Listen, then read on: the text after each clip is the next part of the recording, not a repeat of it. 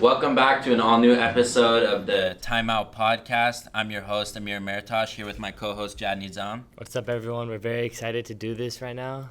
And today we're thrilled to bring you an incredible new episode featuring one of America's premier sports analysts and co-host of FS1's hit sports show, Undisputed, Mr. Skip Bayless. Skip, thank you so much for joining us here today and taking the time out of your day to be on our show.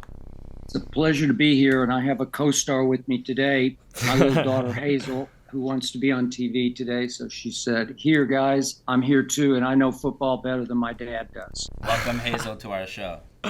All right. So today, in the time that we have with you, we're gonna try to cover, some two general topics. First off, we want to go over your career path that got you to where you are now and how you got started and all of that. Also, some advice you might have for people trying to get where you are. After that, we're going to shift into some modern NFL news, get your opinion on those, your perspective. We really want to highlight some of the big news recently as the NFL season is only a couple days away. So, yeah, that's the general idea for today's episode, and we're excited to get into it. All right, let's get started. Skip, you have been very successful in this field. How did you get started? I guess I didn't get started. I think it got started on me. I got the greatest break of my life. Maybe it was like a God thing, if you will, depending on what you believe in higher powers. But when I was a sophomore in high school in Oklahoma City, Oklahoma, at a big school called Northwest Classen, it was the biggest high school in the state, just by chance, random great chance, I was put in an English class, an advanced English class that was taught by the journalism teacher. She taught only one class a day outside of journalism to see if she could find prospective writers for the school newspaper, which was, because we were the Knights, it was called The Shield. So the very first day of class, her name was Elizabeth Burdett, and she was scary. She was probably the most intimidating teacher at my high school. She assigned everybody a one-page book report. It had to be contained on one page. She said, "I just want to see if any of you can write." So I went straight to the library after school, first day of school, and I obviously went to the sports section, and I yanked out a biography of a NFL player way before you guys' time, way before my time, named Y.A. Tittle, who played quarterback at that point for the Giants. He also played for the 49ers. He was really good. He was once featured on Life magazine on the cover, down on his knees with blood dripping down from his chin, one of the classic shots from early pro football ever there was. So I read the biography really that one night. I read it in like 45 minutes, and frankly, I didn't like it. So I dared to blast the book in my one-page book report. Never written anything but my name in my life. Never tried to write anything. My parents weren't writers. My parents didn't even finish high school. And I was the oldest of the three siblings, so I had no guidance, no writing guidance, certainly nobody pushing me to do anything in school. Yeah. So I turned in the book report sort of fearlessly. And on Friday, after she had graded the book reports, as class adjourned, the bell rang, and she said, "Skip Bayless, I want to see you after class." And a bunch of my friends looked at me like, "Oh my God, she's already on you. Wow. What did you do wrong?" And I had no idea what I did wrong, except I figured she didn't like my book report. She loved my book report, and she immediately told me, she didn't ask me, she told me I was coming into journalism and I was going to write a sports column for her once a week, whether I liked it or not. And it was the basic offer you cannot refuse. And I told her I had no interest, and she said, "I don't care, you're going to do this." So that turned my career around, because I was a pretty, sometimes very good high school athlete, and I thought I would at least play college baseball because that was my dream. And she had other ideas, because she could already see that I wasn't destined to be anything to write home about, so to speak. So she was right, and she pushed me to write all those 3 years, and she entered me in a scholarship competition at Vanderbilt University that is only once a year. They give one full scholarship called the Grantland Rice Scholarship, an endowment left by the first great syndicated national columnist in this country named Grantland Rice, who went to Vanderbilt. They still give the scholarship. It's not quite as substantial as it used to be, but in my day, it was every last penny was paid for. So when they called one night, they don't pick it until May of your senior year. So I was going to go to the University of Oklahoma, where all my friends were going. It's a great party school, pretty good journalism school. So I thought, well, that's my path. Yeah. And that path changed when they called, because I knew I just had to go. I'd never even seen the school before.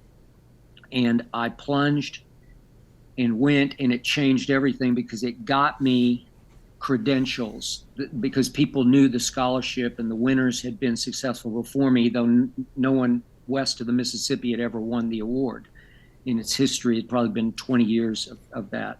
So when I came out of college, I had that credential, I had that cachet, and it helped me to, it just put me on the map. And so it gave me options that other kids just did not have. And then to quickly answer your other question about what advice would I give, the greatest thing I ever did was my junior summer going into my senior year of college, I interned at the paper in Oklahoma City called the Daily Oklahoman, which was my Bible growing up, and the columnists were my heroes. And because everybody was on vacation through the summer in various weeks, 2 or 3 weeks at a time, they let me do everything. And I was blessed because I could write, and yet I just soaked up so much that I couldn't have learned in any journalism school, just by osmosis, just by being there doing that. And I met so many people, and I built up a clipping file. This is pre-internet. And so I actually had clippings that I could send people to get other jobs. It was gold. I learned so much that summer. Wow. So my biggest advice is, all the schooling in the world is fine, but you can't learn anywhere near as fast as you can learn on the job training. So if you guys can ever get an internship in a summer, you're going to meet people, you're going to learn things just by seeing, doing, observing. And who knows, what usually happens is, in the summer, all of a sudden people are gone, they're shorthanded, and they say, hey, could you guys do this? Could you maybe chip in and do that? Could you take, if you're at a radio station, could you guys help out and be the co-host on the overnight show or something? And it may be, you're sweeping the floor 1 second, and then the next second you're sitting on air co-hosting on the overnight radio show. And all of a sudden you've got something down on tape that, who knows, it might be pretty good, and maybe it will open some other door for you. So that's my number one. And then I'll end my soliloquy with, as cliched as this sounds, the number one mantra for me my whole career has been, nobody will work harder than me. And to this day, nobody is going to outwork me. I'm going to prepare harder. I'm going to plan harder. I'm going to concentrate harder than anybody else.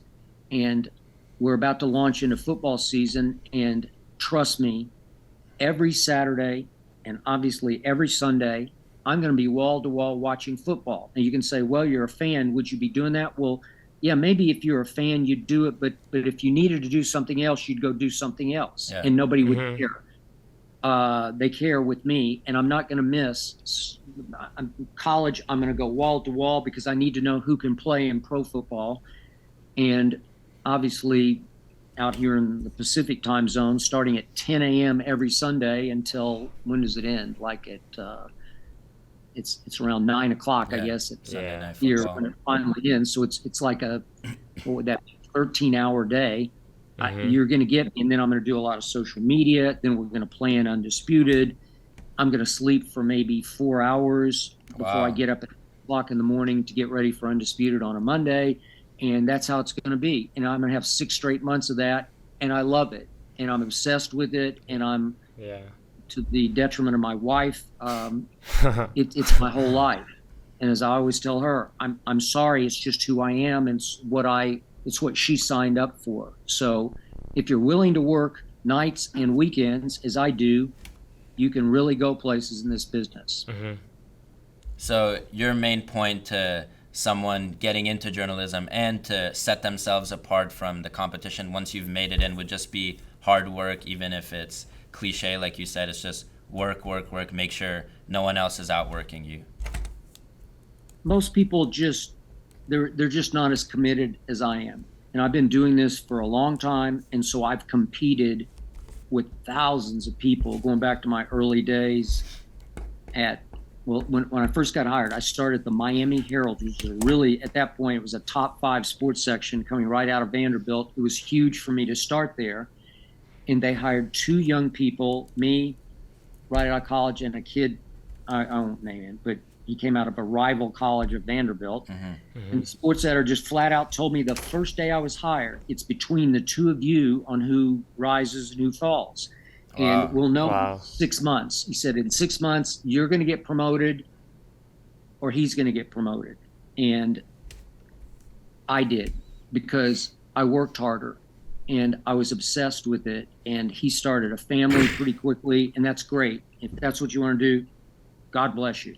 But I didn't want to have kids. I don't have kids. I got Hazel, my little Maltese, but she's as close as I've ever had to a quote unquote daughter, because I'm possessed. I work, it's in my head every second. I'm doing something with this every single second because I love it, but I'm driven to be the very best I can be as long as I can be.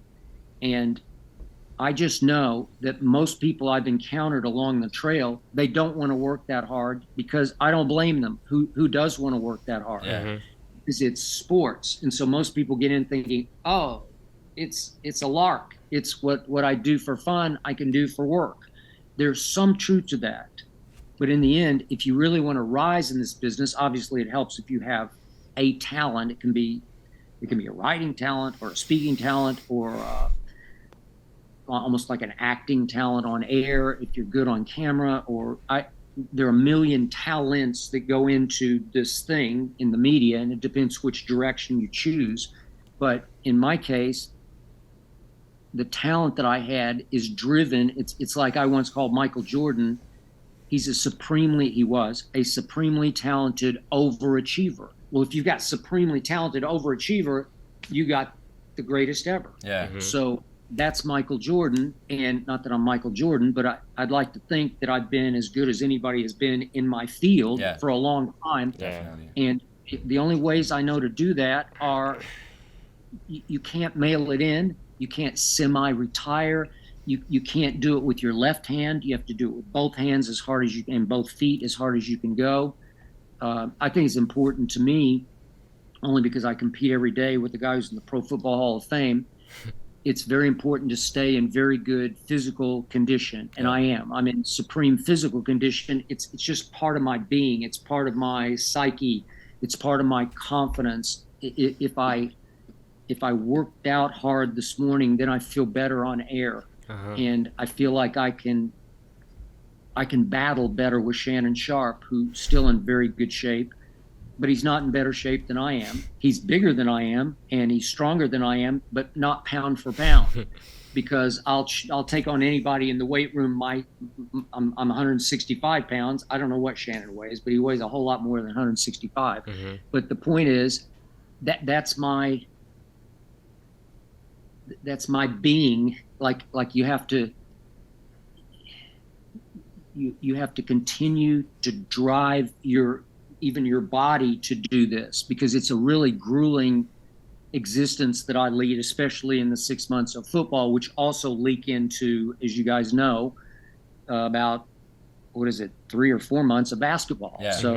So it crosses over in that period from, like, when do they tip basketball? It's like October. Something like that. All of a sudden, all hell breaks loose, and it just spins into insanity, and I love it, and I'm on fire. And my wife keeps asking me, my wife Ernestine keeps saying, aren't you excited football's here? Well, I dread it in that I know how hard it's going to be, but yeah, I'm on fire. Like, it feels like this NFL season, which you guys could ask me NFL questions if you like, but it feels like it's going to be the greatest ever to me. It's up that way. We got so many great plot lines, storylines, side shows, underlying events that could detonate into something huge. So I am out of my mind inspired for this NFL season. us too. NFL Yeah. season only 6 days away. Incredible game to kick it off. Rams at Bills. It's going to be an incredible season. We're really excited. But yeah, that was very insightful. Thank you for that. As both of us being aspiring journalists, it's great to hear how you started and what advice you would give to people just like us and people who are listening to this episode. Like you said, like hanging around people that know what they're doing, getting internships, and it's just been this process with you. For our listeners who don't know, I saw Skip at the mall, and I saw, wow, that's incredible. Skip Bayless, someone I look up to as a aspiring journalist, someone who I want to do what they're doing. I want to be like him. And if it was me 2-3 years ago, I would have just been asking for a picture. But I really wanted to, talk to you and pick your brain. We talked about the Cowboys, about preseason. So I feel like that was in action what you were saying. I just loved speaking with you and being able to hear your perspective on different things, and it blossomed into this amazing opportunity for us. So thank you for that. Well, and thank you for coming up. I'm with you. I'm not sure at your age if I would have had the guts or whatever that other word is for approaching somebody, but to me, I've been there and done what you two are doing right now. Yeah. I've been in your chairs, and I admire your initiative and your guts to try this at a pretty early age and make it look very professional. And in just talking to Amir at the mall, I was very impressed. Sharp young man. And I told you at the time, if you really care about this, if you really want to do it, you have the brains and the ability to go as far as you want to go. And that's why I'm talking to you guys now. And both of you, like equal, have capability to go. But then it just depends, what is your desire level? Maybe you find other things in life that are more important, right? Like from the very start, I prioritized this. And that was to the detriment of family life, friendships. I've been through, I had one failed marriage over this. So I lost a marriage. She's still a friend of mine, so I didn't lose her, but she knew she couldn't compete with this. Yeah. And then I had 1, 2, 3. I had 3 other fairly long-term failed relationships. Whoops, Hazel's barking. Sorry about that. She didn't like this. I was talking about somebody other than her mom, so she got quiet. But anyway, that's just the price that you pay. But I think both of you, like a lot of people, don't have the capability. So you guys do. So God bless you. Thank you so much. Yeah, thank you. Want to go. So after speaking about your career and how you got started, we're going to transition into some recent NFL topics that we'd like to get your perspective on. A big storyline out of this offseason is the booming free agency market, especially the receivers. Now, some examples we've seen are A.J. Brown requesting a trade out of Tennessee. Reportedly, he said he didn't. He said, oh, they didn't want me anymore. But he ended up with Philadelphia, got a instant 4-year, $100 million deal. Another example is Tyreek Hill, another example of saying, oh, they didn't want me, when in reality, he wanted more money. He went to Miami, got a big contract. How do you view this recent explosion of the market? Do you feel that it's justified from the players' perspective, or do you believe that maybe they're asking a little too much for the talents that they provide? Obviously, they're getting what the market will bear. I think there's been a seismic shift in the way I view, certainly, the value of various positions in football. We just had our top 100 revealed as voted upon by the players. And Brady. Obviously, we had Cooper Kupp at, 4, and Tyreek was high, and who am I forgetting? I forget how high AJ was. But obviously, they're difference makers, and I didn't used to think that. And I hark back to a quote from a guy I used to cover, the original architect of the Dallas Cowboys, and I am a huge Cowboy fan, so I know their history cold. guy who built them through the 70s, 60s, and 70s was Gil Brandt, and he had an infamous quote, which I can't give you the full quote, but he said basically, you can find a receiver on any street corner was the point. And their first number 88, who was great before you guys' time, but he was something. And I campaigned for years for him to get in the Hall of Fame, and he finally did on a veterans vote. But that's Drew Pearson. Well, he was undrafted out of Tulsa, so it validated what Gil Brandt said, that receivers are standing on any street corner.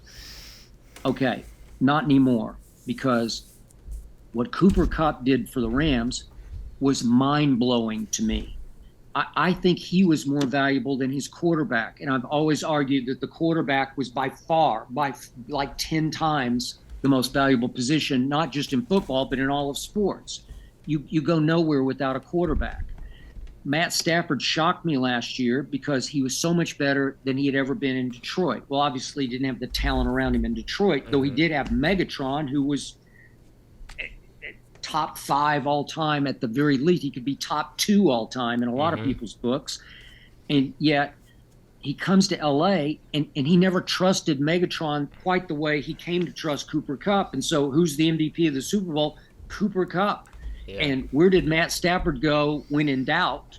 He just threw it in the area code of Cooper Kupp, and somehow he went and snatched it and kept running with it. Just like a no-look on the last drive of the Super Bowl. Yeah. Unbelievable. Full trust. You want to talk about trust? You want to talk about wavelength and rapport and connection, like a spiritual sort of connection? They asked Cooper Kupp the other night on the NFL Network on the Top 100, what was your favorite play of the year? And he said the running play that he ran in the Super Bowl, the little, whatever, it's like a little inside reverse. It's not really a jet sweep, but they handed him the ball on a third and 3 or 4, and he got it because he got everything the whole year. He put up numbers we've never seen before. And to me, Tyreek Hill is as lethal with a football under his arm as anybody I've ever seen. And I've seen, going back to the great Bob Hayes of my Dallas Cowboys, who was a world-class Olympic sprinter, he just completely revolutionized pro football because he could just run by all the, at that time, mostly white defensive backs. And yet, in this case, Tyreek is a blur with the football. There might have been guys who could outrun him in track garb, like if you just lined up and ran a 40-yard dash, it would be close. But when he gets a football under his arm like he did against Buffalo a couple of times, you just say, my God, I've never seen anything like that before. Yeah. So will Patrick Mahomes miss him? Yeah, I'm pretty sure he's going to miss him dearly, because I think he helped make Patrick Mahomes, because there's another guy, when in doubt, Mahomes could just throw it as far as he could, and somehow Tyreek would run under it and catch it. So that market has shifted where they're difference makers. I don't know about AJ. I do know about the Eagles. I think they're really good. Yeah. And I'm a Jalen Hurts fan, even though I've said from the start he's Tebow-esque. He's never going to be a great thrower, but he's an adequate thrower of the football. And if you give him Devontae and you give him AJ, and you still have Dallas Goedert, and you got the running backs, and all of a sudden it's going to snap, crackle, and pop. It's got so much going there. There's so much momentum, and he's such a great leader that, yeah, give him AJ, and they're close friends. When in doubt, he'll throw it to AJ, and watch what'll happen. They're going to be really good. They're going to be a huge threat to my Cowboys. So to your point, yes, revolutionary receiver position, all worth the money they're getting. I think a great way to highlight what you were saying about Tyreek being a blur and just being special with that play in the AFC Championship, where on one of the last drives where he caught the ball on the 50-yard line, took it up the right sideline. He threw up the peace sign to Matt Milano while Milano was in front of him. I guess that that shows you his confidence and his talent. And yeah, it's just that was something that circulated on social media that shows you, like, wow, like, this dude is insane. He knew there was no way he was going to catch him. Yeah. No, and he was running. He ran through maybe 5 or 6 Bills like they were literally standing still. Exactly, yeah. I've never seen that before. It's crazy. Bingo. His change of direction is just, like, incredible. Yeah. Yeah. So, agreed. Yeah. So our next question for you is, like, after seeing all these big moves around the league, such as, Russell Wilson to Denver and Devontae Adams to Las Vegas, which out of all these moves, which move do you think could benefit a team the most and could help a team go far in the playoffs this year? I'm glad you mentioned Devontae because I neglected to as we were just running through the receivers, but he's at the top of the list. It's all last year I said he's just better than Cooper Kupp, but maybe I'm going with stereotypically better. It's just hard to argue with what Cooper Kupp did last year and what I think he's going to continue to do. And Cooper Kupp is bigger than you think because he goes about 205 and he runs with such authority after he catches. But Devontae, as far as pure route running, I've never seen anything like Devontae Adams. As far as what you're talking about, I'm doing it in reverse. When we're doing Tyrique, it's after he catches and breaks. Once he gets up any head of steam, his make you miss is off the charts because his change of direction is so sudden that nobody backpedaling is going to be able to mirror that. But in Devontae's case, he runs his routes with such explosion, the da-da-da-da-da, and he's gone right, he's gone left. And again, he went to his college quarterback, and they seem to be very close, which he and Aaron were not very close. I'm going to assume they have rapport. I don't know that for a fact because Devontae wasn't Devontae when he was at Fresno State. So if they continue to click and grow together, if Derek Carr can anticipate the in-cut, out-cut, they're going to be devastating. I think they're going to be a force and a factor. I think they can win that division. That's how much I think of their ability and how much I think of that connection between those two. So he's another one. Obviously, I didn't point him out as in the top 10 of the top 100, but he belongs. And all last year, I thought he was easily the best, and I kept, trying to like shoo away Cooper Kupp, like that can't be happening, that can't be. And then at the end, he's the MVP of the Super Bowl. Yeah. Hard to argue with that. And there's the old stereotype that I grew up with, which is reverse racist stereotype that white guys can't play receiver. Well, I sort of grew up in this business thinking white guys can't play wide receiver. They can play tight end, they can play in the slot.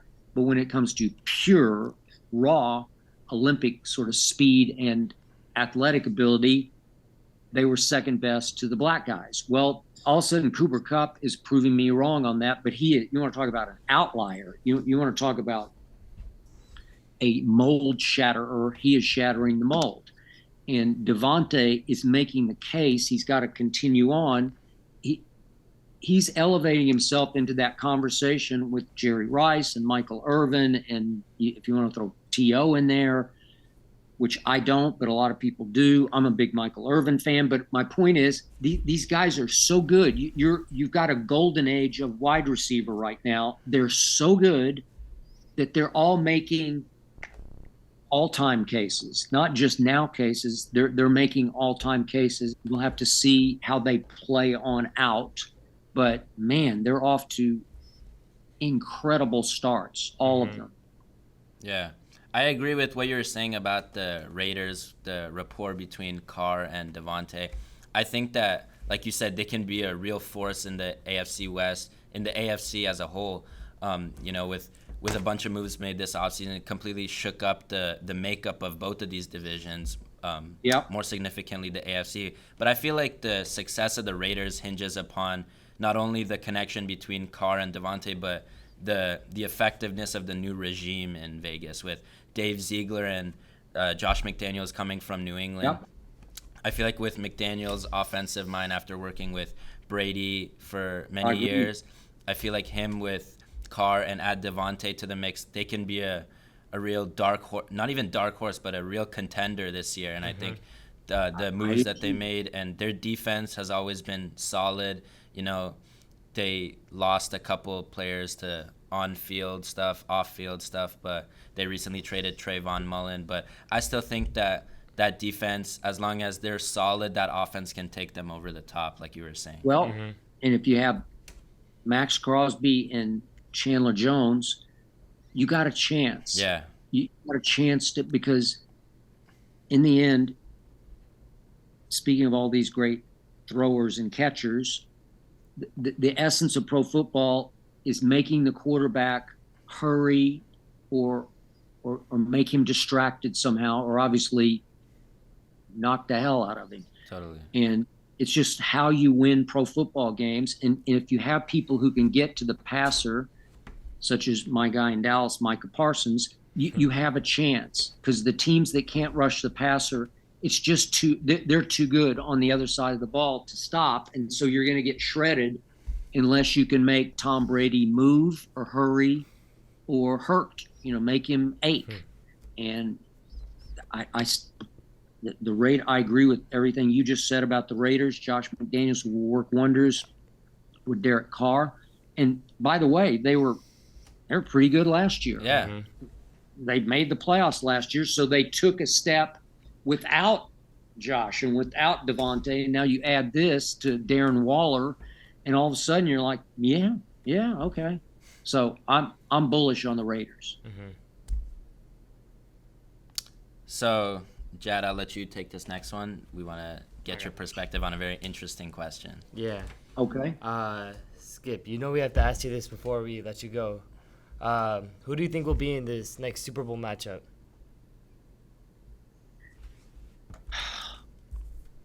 A way too early prediction. Yeah. It's way too early, although it's coming 1,000 miles an hour down the tracks at me, that I've got to make one for Undisputed and also for my podcast that I do each week. I have thought from the start that Tom Brady came back to win this Super Bowl, and I'm going to stick with that. Mm-hmm. I'm going to pick the Bucs to win it all. I wish he had Gronk. I still have a feeling he's going to have Gronk, but maybe he came back knowing he won't have Gronk and that he needs one last big challenge. I can win it without Rob Gronkowski. Yeah. Mm-hmm. It was critical to him to get the coach kicked upstairs, to get Bruce Arians sort of out of his hair. I think Bruce drove him crazy, especially last season. Bruce was quick to blast him publicly, criticize him publicly, and I didn't like it. I don't think Tom did either. Not that he's a bad guy, but he's kind of he really thinks who he is, as my wife always says. Mm-hmm. And because Bruce Arians had coached all these great players, from Peyton Manning to Carson Palmer to name them, there's the litany of guys that he had coached along the trail, Roethlisberger. Yeah. Mm-hmm. And so he thought, I'm the equal of Tom Brady, and he's just not. Mm-hmm. So now I love their mix of Byron Leftwich getting to run the show on offense, call the plays unchallenged, unobstructed by Bruce Arians. The report out of Tampa was that Tom and his coordinator, who should have been the coordinator, would put the game plan together, and Arians would walk in on Friday afternoon with a red pencil and just knock this play out and that play out that they love. So if Byron can do what Byron does best, and I'm a big Todd Bowles fan as a head coach. I know he didn't do great with the Jets, but he had his moments, and he's a great defensive coordinator. So I love him sort of being the CEO of this operation and still overseeing the defense. So I'm going to go with them. Obviously, Tom's got some stuff going on off the field that's a distraction, but it's what I told you guys about my life and on my little level. I'm kind of Brady-esque in the way I approach my job. I'm not Tom Brady, but I'm Brady-esque in that I'm possessed with it. And if my wife tries to get in the way, we clash, because you can't get in the way of this. So I'm not sure exactly what's going on with Giselle, but I'm sure she's not real pleased with him doing it again. Mm-hmm. I think he might do it again and again, because it's just who he is and what he was born to do. And he doesn't play golf. And he signed with my network at some point to be an analyst. I'm sure he'll be a great analyst. And we look forward to the day. We can't wait for the day to have him be our teammate. But he just got voted number one on top 100 by his peers. They voted him number one. You think he wants to retire? No. No shot. Do you think he should retire? No. He's great. He's at the peak of his powers. He's healthy. He's figured. I'm sorry. Here we go again. She's not happy with me talking about. Well, she's okay. So the point is that I get all that and the gravitational pull to his family, but I just think he came back to do this on a mission, and he's going to figure the family part out, and they're going to be really good. On the other side, I'm very torn. There's a groundswell in my gut for Kansas City only because Tyrique won't let them alone, and I don't know why. He got his money, and he wanted his money, and he earned his money, so own your money. Just let it go. Don't try to convince us that Kansas City didn't want you because they made a great offer for you. It's just that Miami broke the bank. So fine, just let that be. Let it happen, and don't try to make it Kansas City's fault that you took the money and ran, because it's not Kansas City's fault. Because of that, I think Mahomes and company and Andy Reid are going to be inspired almost by Tyrique. So I'm not going to count them out, even though I'm going to pick the Raiders to win their division. But the more I've thought about this, I'm a Joe Burrow fan, and I know there's a long history of Super Bowl losers cratering the next year because they can't get back up off the mat, and it's so devastating to lose a Super Bowl that you just sort of the bottom falls out psychologically the following year. But I don't know why she's doing this, but Ernestine, please. Thank you. Okay. She's just not going to stop. But anyway, the point is that Cincinnati is so loaded. They're so good. Hold on just a second. She's defying her mom right now. She's playing. Hey.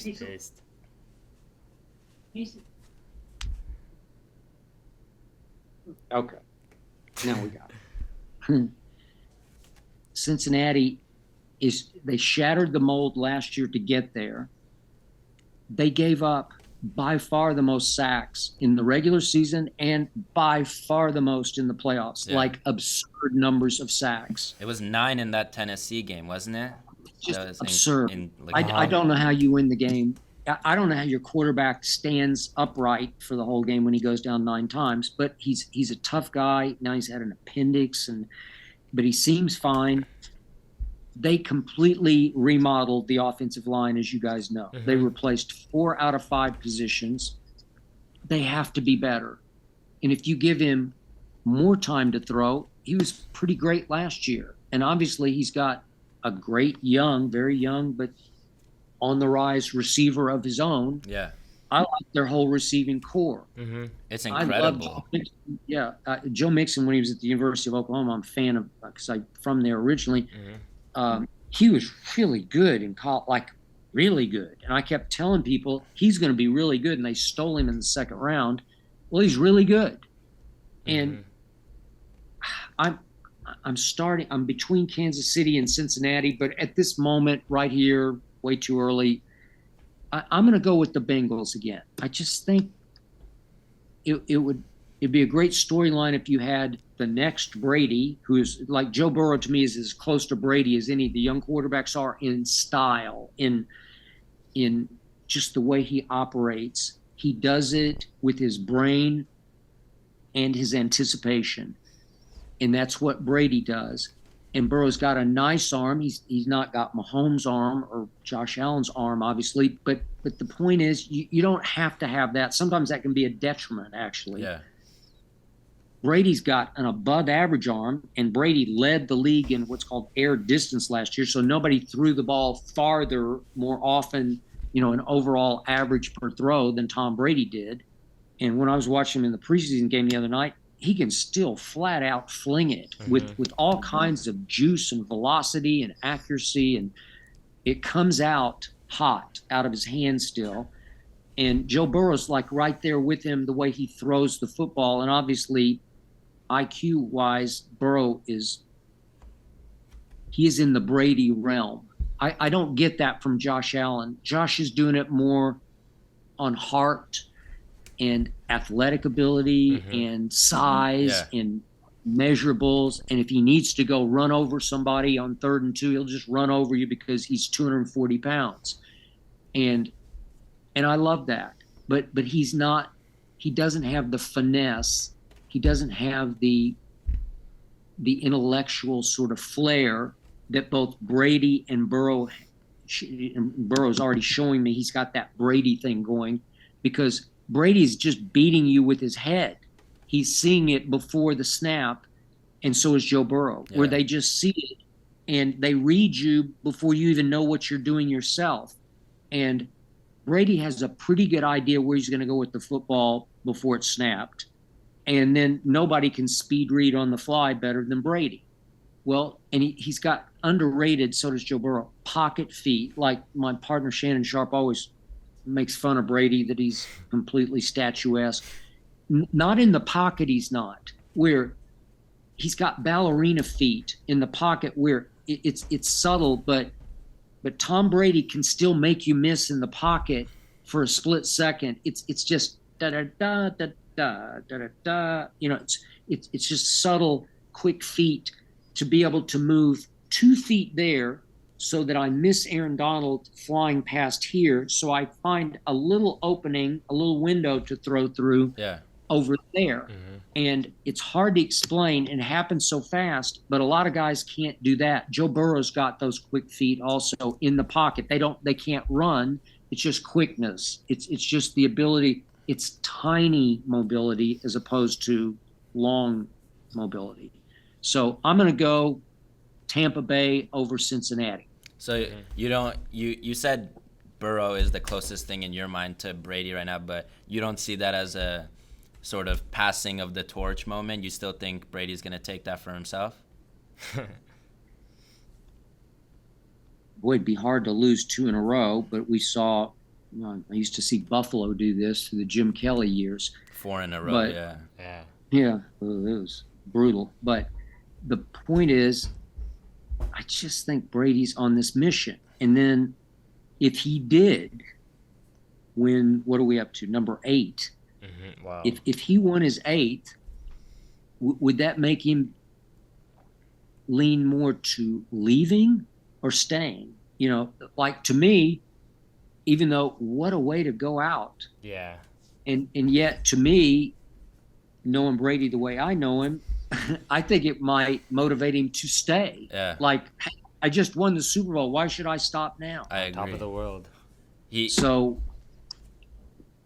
Go ahead. He has that famous quote, you know, me coming from a Patriots household, my dad loves to repeat this quote. It's a reporter asked him, "What's your favorite ring?" He goes, "The next one." So, you know, while this can be a great way to, you know, ride off into the sunset as Peyton did in Super Bowl 50, even though he was nowhere near the talent level that Brady is now, he was visibly on a decline. I 100% agree that this can, instead of, you know, putting out the fire inside Brady, it can add fuel to it and make him want to keep going. Hey, why not go for a 9th? Why not get another one while I'm still at like an elite talent level, while I can still be a top 3, maybe, or like voted by his peers, top 1 quarterback in the league. Sure. So yeah, I totally agree with that statement. Yeah. Thank you. So that's where I'm going. Yeah. Bucks over Bengals. You heard it here first. Skip Bayless is way too early Super Bowl prediction. Skip, you know, we love talking about all these different topics with you, your career, football. We had a blast today speaking with you. Thank you again for graciously taking the time out of your day to being here on our show. We'll definitely be tuning into Undisputed, especially on Tuesdays when 11 from Heaven, Micah Parsons is joining the show. He's going to be there every Tuesday. Can't wait. He's a very special human on and off the football field. Yeah. And we're going to have. It's going to be really fun to watch. But, yeah, thank you for watching this episode of the Timeout Podcast. This is Amir, Jad, and Skip signing off. We'll see you next time out.